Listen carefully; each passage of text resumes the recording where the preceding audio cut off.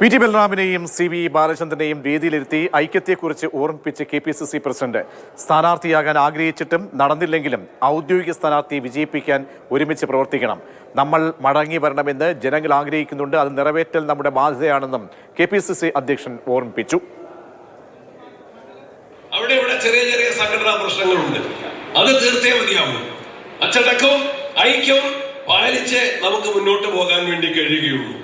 ഈ ഹാളിൽ കോൺഗ്രസിന്റെ നേതൃനിരയാണ് എങ്കിൽ നാളെ മറ്റ് സ്ഥാനാർത്ഥികളെ വിജയിപ്പിക്കേണ്ട ജനങ്ങൾ ഇതിന് വെളിയിലാണ്.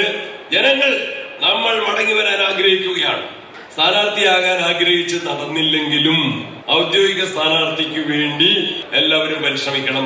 ആ ജനങ്ങളുടെ ആഗ്രഹം അത് നിറവേറ്റി കൊടുക്കാൻ ബാധ്യതപ്പെട്ടവരാണ് കോൺഗ്രസിന്റെ ഉത്തരവാദിത്തമുള്ള പ്രവർത്തകർ. പി.ടി. ബൽറാമിനെതിരെ സി.വി. ബാലചന്ദ്രൻ അതിരൂക്ഷ വിമർശനം ഉന്നയിച്ചിരുന്നു. ബൽറാം നൂലിൽ കെട്ടിയിറക്കി MLA ആയ ആളെന്നായിരുന്നു വിമർശനം.